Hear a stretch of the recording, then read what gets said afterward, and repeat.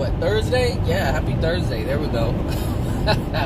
All right. So this morning I wanted to talk about God and why God isn't for everyone. Even though God is for anyone, God is not for everyone. That is clear.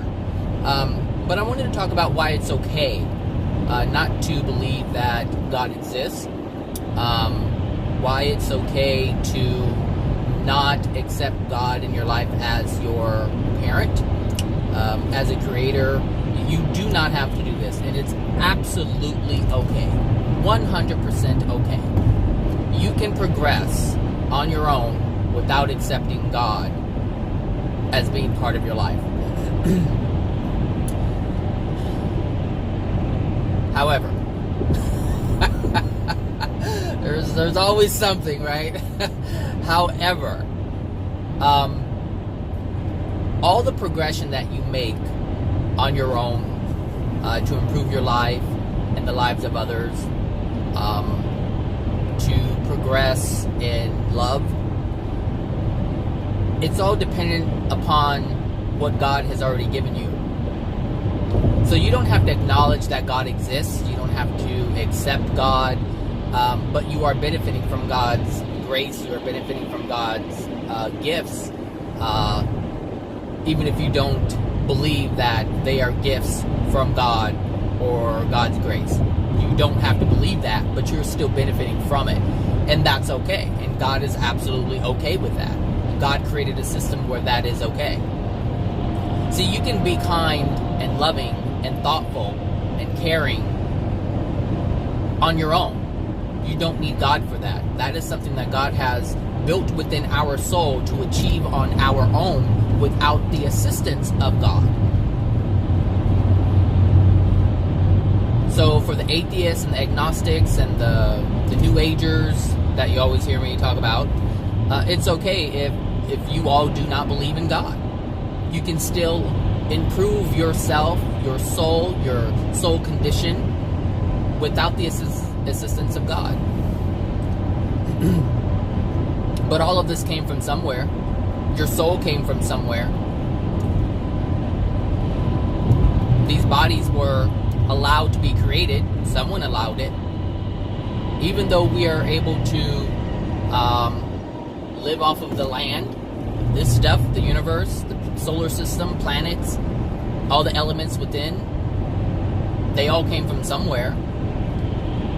And we're all benefiting from it. We're all using it. We're utilizing it. We're studying it. Whether it's space. Hold on, it's getting warm in here. It's getting hot in here. But I'm not taking off all my clothes. Okay, so it's, it's not for everyone. And like I said, that's okay. But we are benefiting from it. We're benefiting from all that has been created for us. And it's equivalent to a spoiled little brat. It's equivalent to a spoiled little brat who lives off of his parents' wealth that he did not work for. His parents created an environment where there is an abundance, and he's able to live off of it, and he's saying, I don't need you, I can live on my own. But that idea of living on his own and doing everything by himself is based on his parents' wealth. And though he doesn't have to respect his parents, he doesn't have to acknowledge his parents, he can go out and live his life as he sees fit off of his parents' wealth, off of all the things that his parents have provided. And that's no different than us right now. We're living off of all the things that God has provided and given us, but we don't have to acknowledge God. We're not forced to do that. And that's the loving thing about God, is God doesn't, I'm not going to say God doesn't care, but God allows you to be who you are, who you want to be, and live your life how you want to live it. That is a gift of free will, and God will not go back on that. That is a gift that is forever ours. And so we have the right to choose, and we do. Every day we choose what we want to do. We choose to love or we choose to hate. We choose to argue with people. We choose to love them. We choose to do mean things. We choose to cause pain, or we choose to heal those who are wounded. We just make choices. That's what we do. But we do it because we're allowed to do it. We do it because there is a grace that has been given. And you don't even have to acknowledge that grace, because it's yours. It's yours. It's a gift. It's not a conditional gift. Like most people give conditional gifts, which is why people get angry when they give someone a gift or they do something for them, and they get angry if they don't say thank you in return. We're looking for something in return, which means those gifts are conditional, meaning you're willing to give it, but you're not willing to give it freely. You want something in return, even if it's a thank you. Even if it's not even saying thank you, but feeling appreciative. Like you can read if someone really appreciates it. It's always something in return. But most people just don't give things and walk away. And if they do give things and walk away, they're emotionally detached from it. There was a homeless guy last night as I was going into Costco, and he asked if I could. Oh no, I'm sorry. He asked if he could wash my windows for a couple of bucks to get. And he was kind of across the parking lot, so I couldn't really hear him, but I knew he was asking for money. That I did know. And I heard windows, but I didn't understand what it was for. I didn't know if he said he was hungry or wanted something to eat. But it was really cold outside, and I just left the barbershop, and so I didn't have any change really. I had larger bills, and so I just said no, that's okay, and kept walking. But as I was walking, I was like, it's really cold outside, and the man, I just started thinking. The man asked if he can do some type of work for me in order to get something in return. Like, the man wasn't asking. He just didn't say, hey, you have a couple of bucks because I'm hungry, or I want to get something, whatever. That's not what he did. He actually asked, can I, clean your windows or something. Like, this man actually wanted to work for the money. He just wasn't looking for a handout. Now, there are many reasons why he's experiencing what he's experiencing, but even at that, he still felt like he needed to contribute to what he was going to potentially receive. And this entire time I'm walking through Costco and I'm thinking about him. And the thing is, I didn't have any money to give him, so I couldn't just walk back outside. And so I looked at my wallet, and I actually had $2. And I was like, well, I'll look for him when I come outside. I looked for him. I drove up and down the aisles, and I didn't see him. I was like, where is he? And then I just I was kind of stuck in, traffic a little bit in the parking lot. And I just had this desire. I was like I asked, God, I was like, please let me find this man. But it wasn't just please let me find this man. Like, I had a pure, sincere desire to find this man so I can give him this money. And because I wanted to, help him out. And and then I was like, it's a natural, not a natural reflex, it's I guess it is a natural reflex, but it's a reflex for me to just say no to people who ask for money.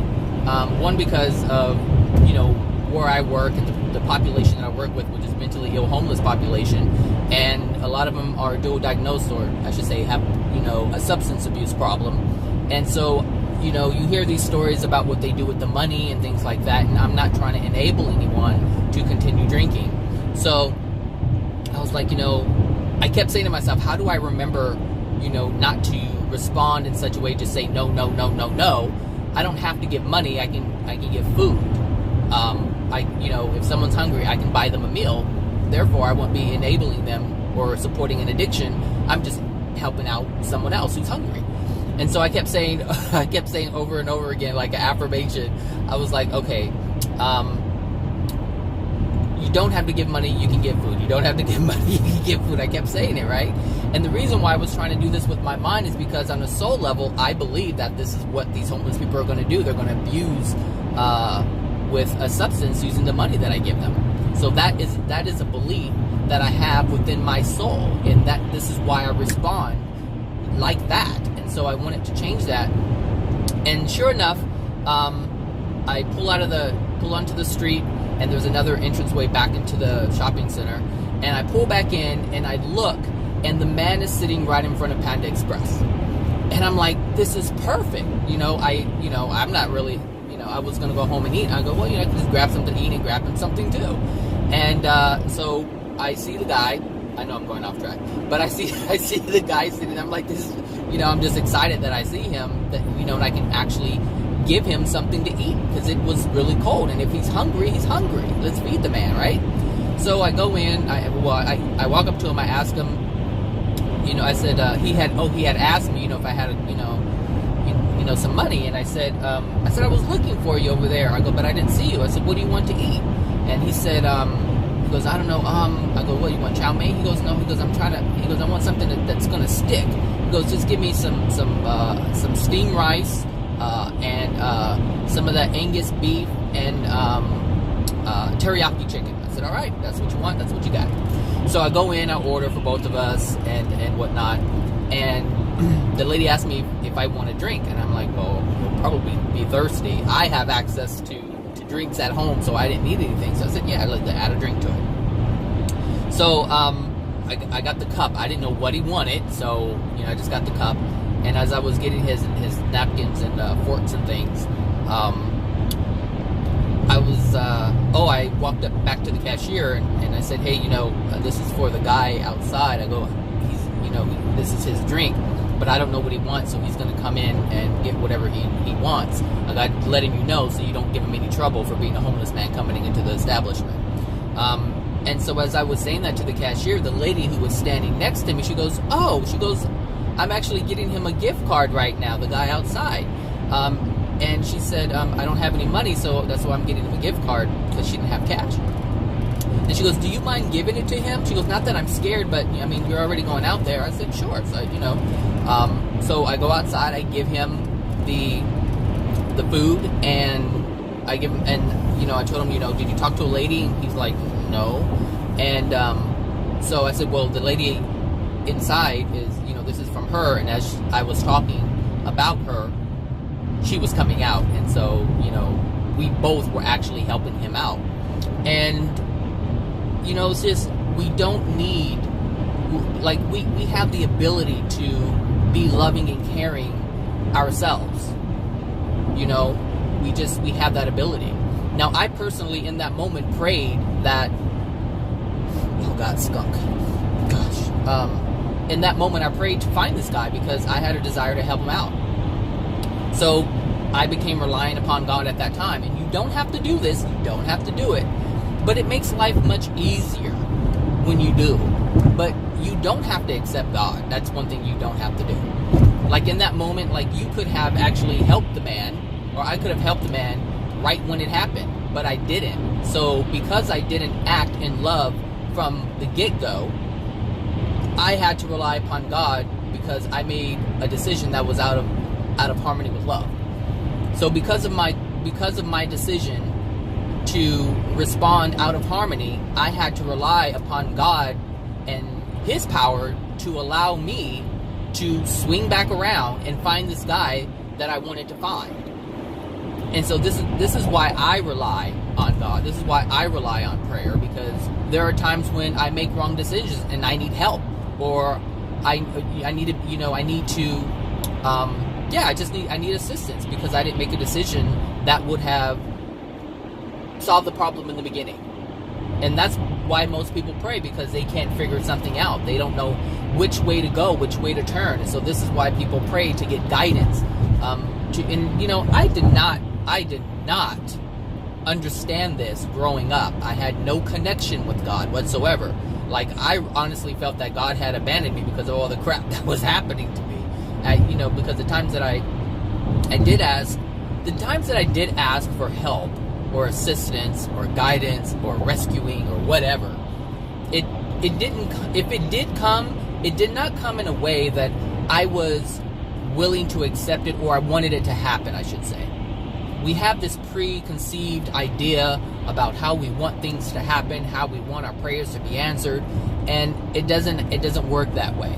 Since we're not giving the gift of assistance, we have to accept the way the assistance is given.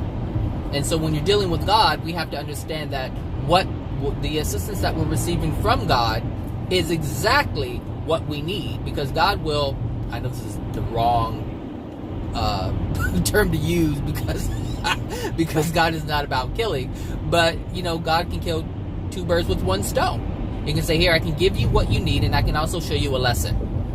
That's how that's how our prayers are answered for the most part. So, but like I said, you don't have to accept it. You can live a life without, but you have to develop a natural love that we all have the ability to generate. We all have the ability to practice or develop natural love, which is love that comes from within our soul without the assistance of God. Even though God has put this within our soul, or has created a soul to generate this natural love, we don't have to accept that He put it there. God is okay with that. God is not saying, I want credit for that.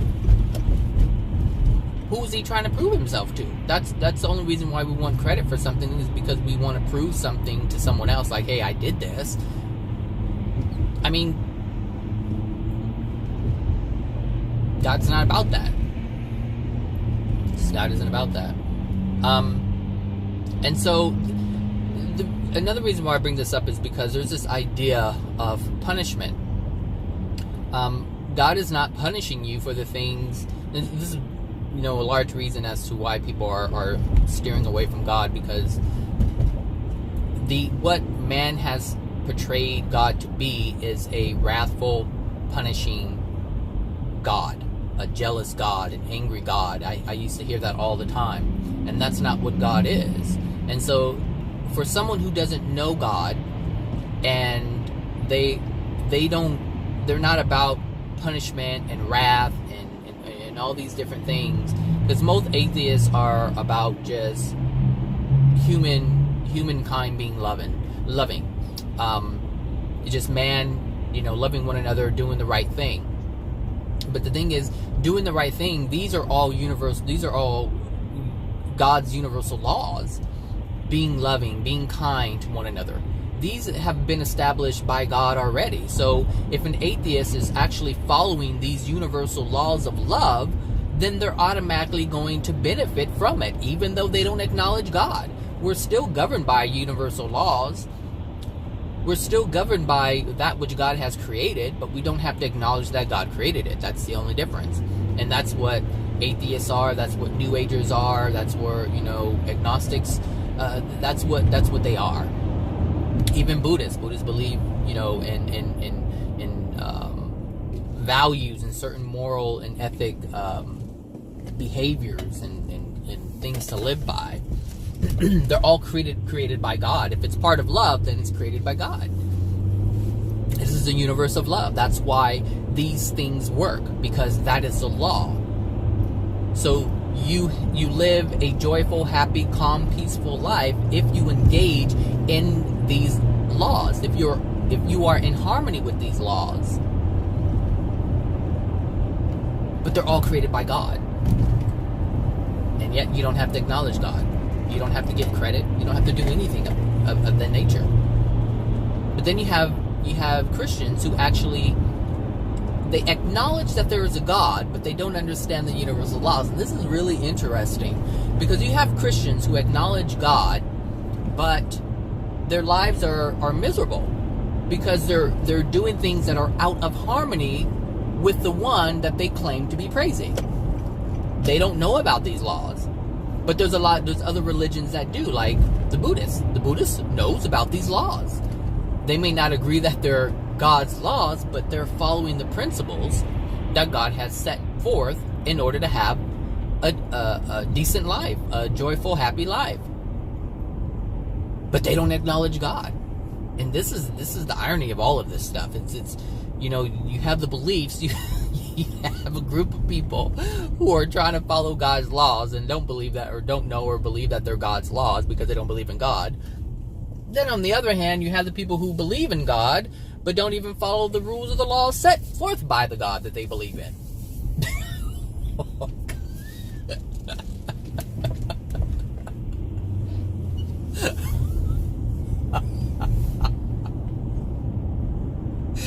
Oh my gosh.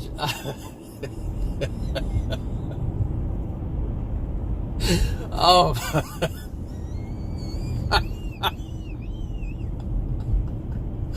Humanity, man. I tell you.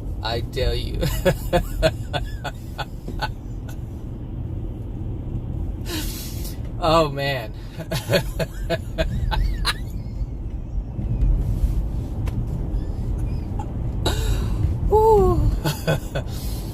I tell you, what a joke. What a joke. But people are so, firm about their beliefs, they won't even see it. And, for myself, I'm able to see it because I don't hold on to these beliefs one way or another.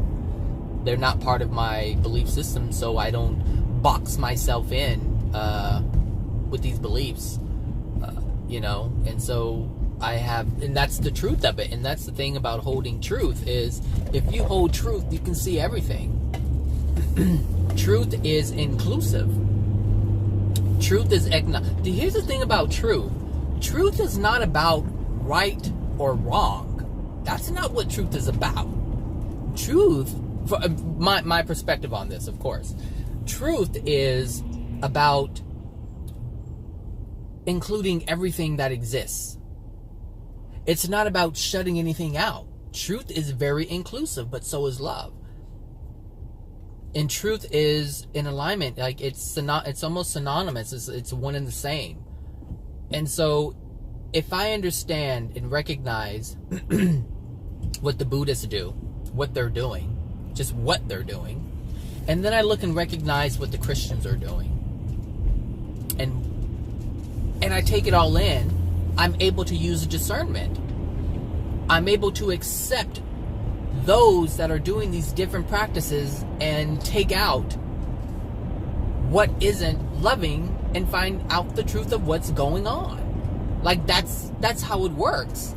That's what living or holding truth means, is looking at everything, don't reject it based on judgment, but look at it and accept it for what it is. The Buddhist religion is what it is. The Christian religion is what it is.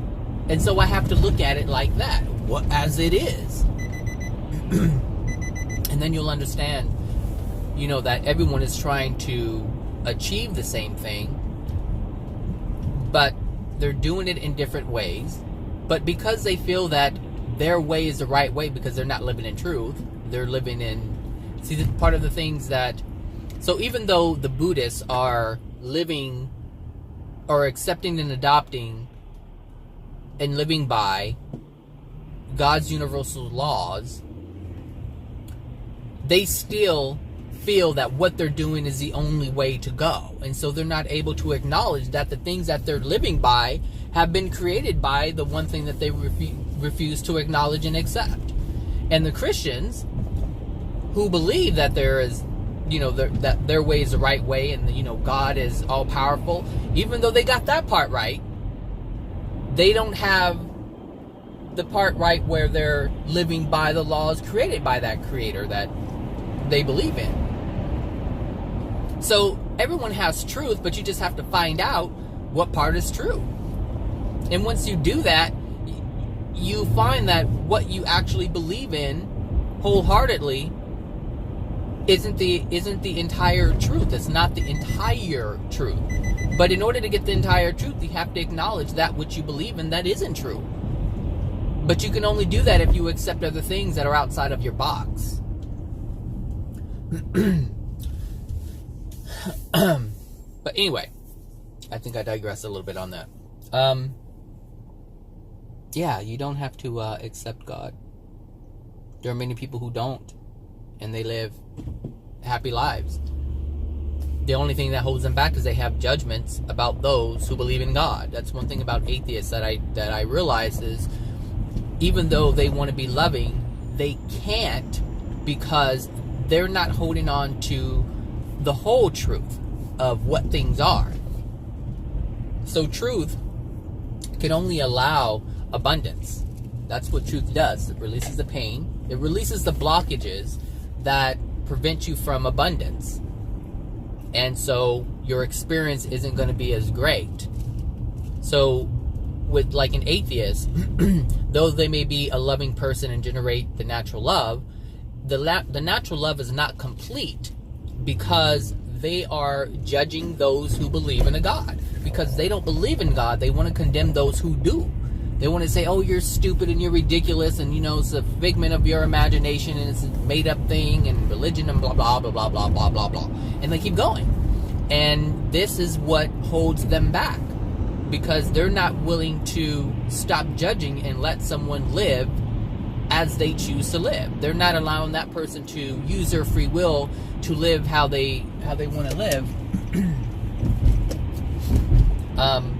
And so that judgment holds them back, and that's the darkness that's what's in their soul, or within their soul. So yeah, that's the thing. We can do this without God. You don't have to. Well, I don't want to say ever, because as those who perfect natural love, like the Buddhists, and there's some videos on my YouTube channel about. There's a channel, I think I mentioned it in the last video. I think it's titled Jesus Talks to. I don't know how to pronounce the name, but it's TZO, and he was a Buddhist. I think he's a Buddhist monk, and he's in the 6th dimension. And the reason why he's talking with Jesus is because Jesus has been all the way up to the 36th sphere, I believe. So he already knows what is required. And see, the thing is, when Jesus, even if you don't believe in Jesus, I'm just using it as an example. When Jesus passed, he passed in the 10th dimension. So he has an idea as to what is required to progress past the 6th dimension. And that's as far as natural love can take you, is the 6th dimension. So once you have perfected this natural love, not acknowledging God, because not all Buddhists, but some Buddhist religions do not acknowledge that there is a God, and some of them do. But if you're in the 6th dimension and you do not accept God, then you cannot progress to any place above the 6th dimension. At that point, you have to accept God, meaning you have to acknowledge that there is a God, and accept God's love, and that's the only way. That's the only way to move up into the 7th, 8th, and 9th, etc. dimensions. That's the only way. You need God's love to do that. That is the key. So the key to moving from the first dimension to the 2nd, to the 3rd, the 4th, and the 5th, and the 6th is your development in love, your soul's development in love. So if that is the key to move up from the 1st dimension to the 2nd dimension, I turn the air on. Oh, because I closed my vent. If you develop your increase your soul's development in love, then that is the key that grants you to the next level. Mind you, there are many levels, hundreds of levels within a dimension. So as you progress in love, you move up within that dimension. It's like this gradient type thing where it's darker at the bottom and things get lighter. So it's very gradient within each dimension in terms of experience and what's there to be experienced. So at the lower levels, it's very dark. It's what they call the hells. And so there's where it's pitch black and there's just no love whatsoever. And you're surrounded by these spirits that have zero love and who want to attack and rape and do all these different things. They just want to just be evil. And then as you progress in love, you move up a notch. And as you move up a notch, you leave behind those who were in the previous section and you move up to a better condition. Your experience is better. And so that's what happens here on earth. As you progress in love, your experience gets better. And you don't have to do this with God. You can do this all on your own, just by how you live your life. Are you not judgmental? Are you helpful? Are you caring? Are you considerate of others? Are you mindful of others? Are you not mindful of others? All of this determines your soul condition. But your soul condition is based on is based on love or the lack of it. So how much love do you have in your soul, or how much love do you not have in your soul? All of that,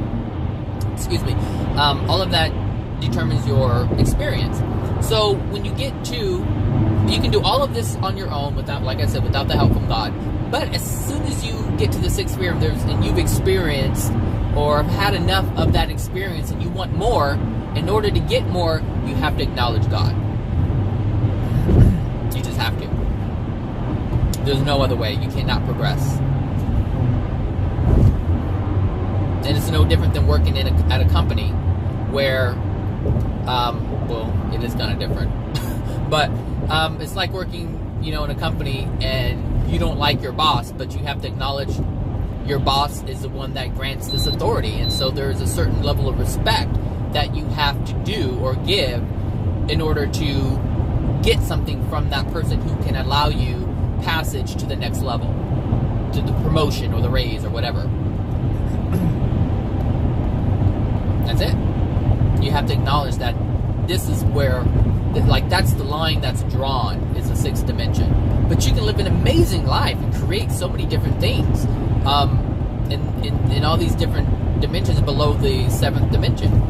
So it's not like, you can stay there for long thousands of years if you want to. There are people who have been in the first dimension for thousands of years because they can't figure out the love thing. But as you progress higher, you understand the love thing, and you understand that love gets you more of a better experience, and so you tend not to stay in one spot. But that's the thing, is once you're turned on and you're moving up, you don't want to go back. You want to keep going. You want more. You want to experience more. But those who are in the first, it's like going to the projects, and these people are suffering. They don't have anything, and you can't get them to want more because they don't believe there's anything more to be had. But those who have lived in the second, third, and fourth, and fifth sphere, they know about progression because they had to start from the bottom in order to get to where they are now. And that's the difference. It's like once you're aware that there's more, you want to keep going. But if you don't know that there's more, you don't want to do anything. And that's the same thing, that's happening with people on the earth. If they don't have anything, if they've never experienced anything, they won't want anything more. They can't want anything more because they don't feel there's anything more for them to have. They know that there's more out there, but they don't believe that they are worthy of it. So yeah, a lot can be accomplished without God, but everything can be accomplished with God. Which is why I choose to talk about God and universal laws together, rather than just picking and choosing and saying, rather than picking and choosing and saying, hey, you know what, God doesn't exist. We're just going to talk about, like the New Agers. They want to talk about universal laws and they don't really understand them fully, which is part of the problem. New Agers talk about, karma and the law of attraction and all these different other laws, and the chakras and the all these different things, but they don't hold all the truth. And because they're not willing to accept some of the other truths out there, they lock themselves into the box. No different than a Christian or a Buddhist or the Muslim faith. It doesn't matter what it is, it's all the same. They have a box that they keep themselves in. I myself don't have a box, which is why I know about the Christians, which is why I know about Buddhists, which is why I know about the New Agers. I'm able to see all of them and know what they are. I know the truths that they hold, but I also know the untruths that they hold. And that is the power of knowing truth, is you're able to discern what is what is real, what isn't, what is created to try to explain something that isn't known, and what is true. That's it. So don't feel bad. I wouldn't feel bad. I wouldn't punish yourself emotionally for not being a part of God. I would only, if that's the case, then it's if you're punishing yourself because you don't have a connection with God, I think that should only be, well, I don't think you should punish yourself, but I think that should only be because you desire a connection and don't know how to achieve that. But if you don't want a connection to God and you feel like you have to in order to get something, this idea alone is holding you back. This is what happens to a lot of people who claim Christianity. First of all, they don't want to feel like they have to do something. And that's the truth, is that is a truth that they hold, and that's why it feels so wrong for Christians who go to church and feel like they have to do something, they have to be a part of it, and when they don't, they feel guilty, that they're not. You don't have to be a part of this whole God thing. You don't have to be a part of that. Meaning you don't have to buy into it. You don't have to accept God as your creator or the creator. You don't have to do that. But most people are angry because they feel forced they have to live by these rules when they don't have to. That's one thing I did not like about religion, is it felt like I had to do these things because God says so. That's what I was told. But now that I understand that I don't have to do anything, and I do understand the laws that are there, now I want to do right, or live by these laws. So all the things that I told I was supposed to do, like, be loving and understanding and compassionate, when I was mad and angry, I didn't want to be loving and caring and compassionate when I was angry. You see, I had to honor my soul. And so you can't do both. You can't be forced to do something you don't want to do. And this is the problem with religion. They try to force you into being a certain way because they say that's God's way. God's way is your way until the 6th dimension. You can do whatever you want to do until the 6th dimension. Do whatever you want to do. But you'll have a better experience if you do it in love. If you get your money in a loving way. If you don't exploit people, then you'll have a better experience. There's people who have a lot of money and their life is miserable. Let me tell you, living in fear, constantly looking over your shoulder, who's watching you, that is not a way to live. That is a very awful way to live.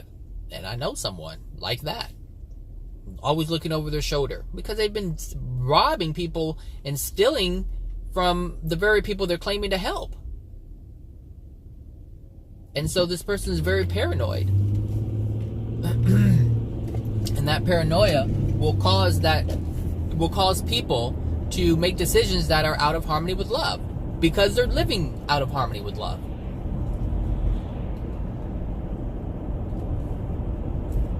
This person claims God, is a Christian, but lives out of harmony with God's laws.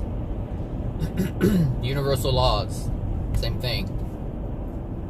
You have to live by the laws. You don't have to accept God, but you have to live by the laws. You don't have to accept your parents, but you have to live by the laws, the rules. If you live in your parent, you don't have to love your parent. That house, and this planet is our home, and we have to respect this universe is our home, and so we have to respect the laws that are governing this home.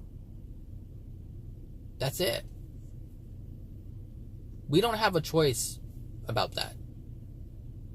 We have a choice to live by the rules or not live by the rules, but we don't have a choice to not live by the rules and have a pleasant experience.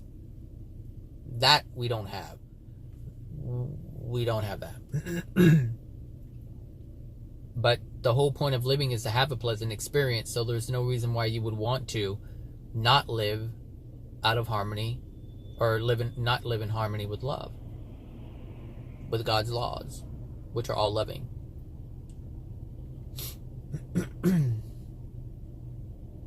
For me, it's simple. For others, if you have issues still with God, if you have issues with authority,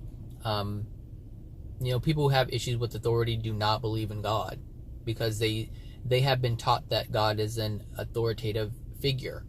God is a punishing God. God is an angry God. God is a jealous God. That's just, if they know God to be that, and they want to be a free soul, which they have the right to do, accepting God as being authoritative like that is going to be a huge turnoff. But that's only because they don't know God any other way but that way. And that's only because they learned it from someone else who had no clue about what God is in the first place. And they learned it from someone else who was ignorant. And they learned it from someone else. I mean, we're going back thousands of years. A man was here on Earth 2,000 years ago and tried to explain that. People didn't want to listen. And this is the result. All right, everybody. Have a good one. Bye now.